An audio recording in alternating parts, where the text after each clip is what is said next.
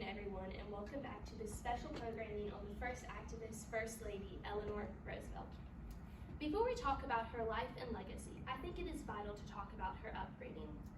She was a part of the New York Elite Society from her maternal side of the family, born to Anna and Elliot Roosevelt of New York.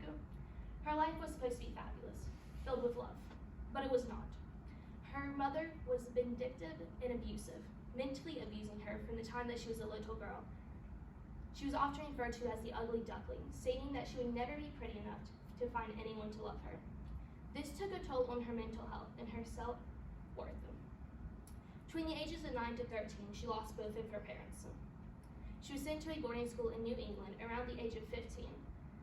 There she was under the headmistress, Mary Sue Bechet.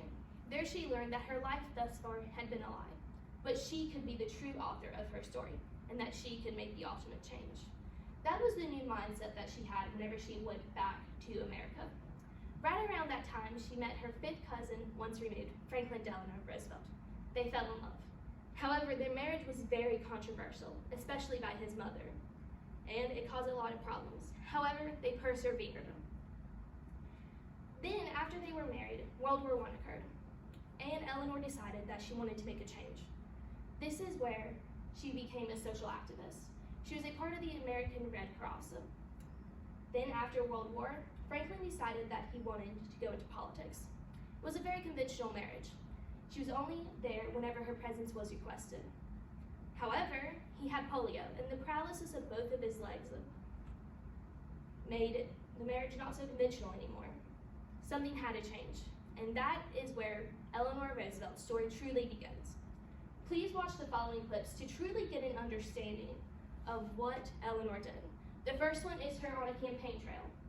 The second is her talking to the House of Representatives of the United States in regards to the New Deal programs.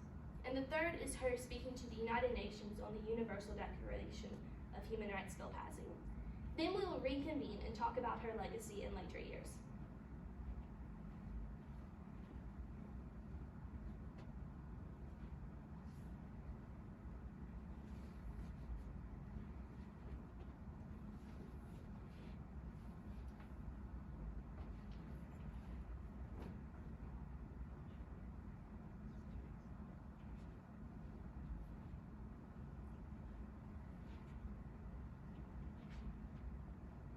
Good afternoon, my fellow Americans.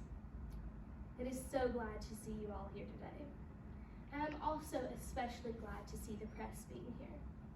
The press being here shows that we are having our voices heard, and that is good, but we need and want others to hear us, to hear what we need. Now I would like to specifically address the women and the children in the crowd today. I understand that for too long your voices have been silenced because of the male social structure of male dominance in the United States. However, I can assure you that the President's team is doing everything in their power to make this change, to make sure that your voices are being heard. Understand that since the war has begun, you guys are cold and starving and miserable, and we are working to help you all. It is my great honor to be out on the campaign tour and to hear you all and hear your needs, and then bring them back to the President. And I think that perhaps we may never be done with campaign trips. But I think if we are, I think I perhaps will miss them. Because there's something about seeing the American people face to face that truly lets us see each other. So thank you all for coming out, and here's to all who are going to vote, and therefore whatever the country may have to say on Election Day.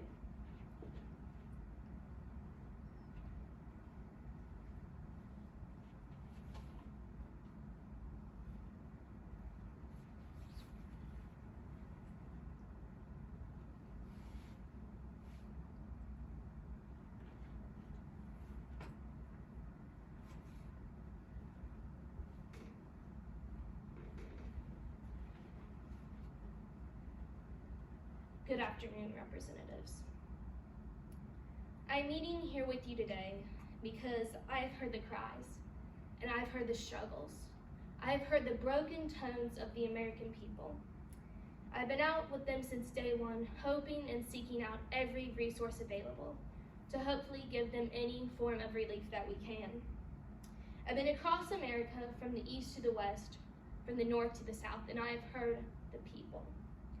And I understand that there are certain things that have to occur to preserve the American system.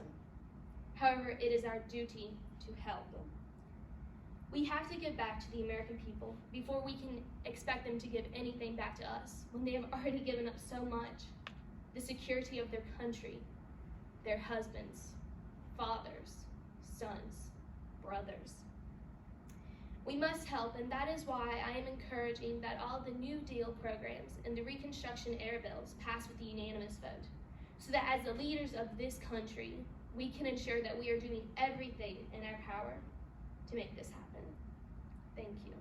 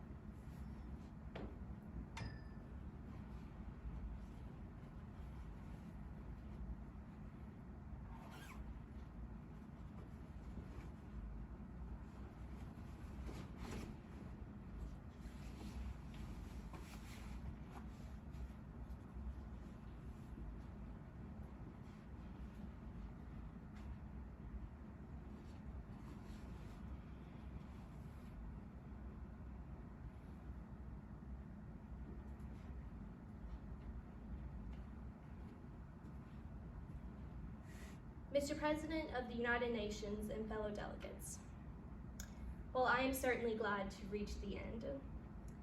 6 weeks of arguing over the weight of each word put down, as well as the legal meaning of every phrase. For it is not so easy for me, for I am somewhat impatient of the things which I do not recognize as first blush as being truly important. I've had to learn a great deal in this last session, and it has been of good discipline. And I am sure my lawyer friends will be pleased to know that I have come to hold a proper appreciation and respect for their legalistic turns of mind. The long and meticulous study and debate of which is the Universal Declaration of Human Rights is a project means that it reflects the composite views of the many men in governments who have contributed to its formulation. Not every man nor every government can have what he wants in a document of this kind. The place to discuss the issues of human rights is in the Forum of the United Nations.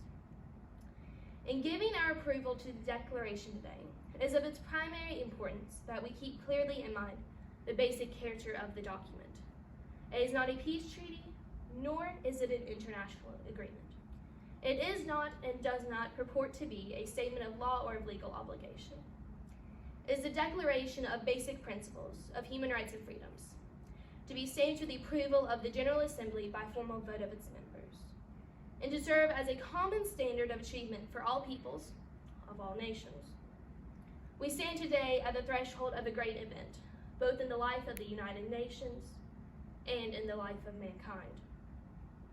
The realization that the flagrant violation of human rights by Nazi and fascist countries sowed the seeds of the last World War has supplied the impetus for the work which brings us to the moment of achievement here today. The future must see the broadening of human rights throughout the world. People who have glimpsed that freedom will never be content until they have secured it for themselves. Thank you.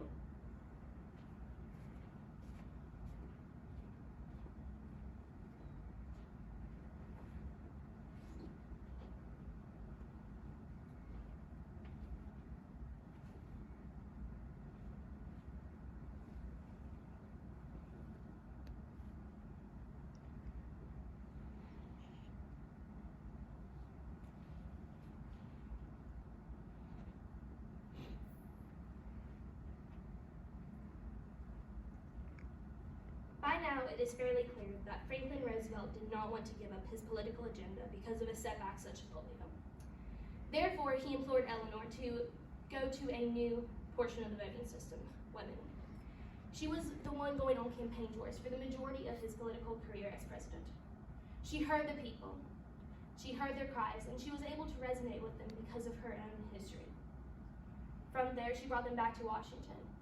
She's the reason why so many of the Reconstruction era bills passed, and why America was able to be held during such traumatic times in America's history. After Franklin's passing, she tried to get out of politics. However, she couldn't. She saw so many problems in the world, not just in America, but in the world, and she wanted to make that change. She was America's first representative to the United Nations. There, she was co-author to the Universal Declaration of Human Rights, which is now signed by 192 countries. Eleanor Roosevelt is a true inspiration to all of us, and her work needs to be recognized. Thank you. Are there any questions?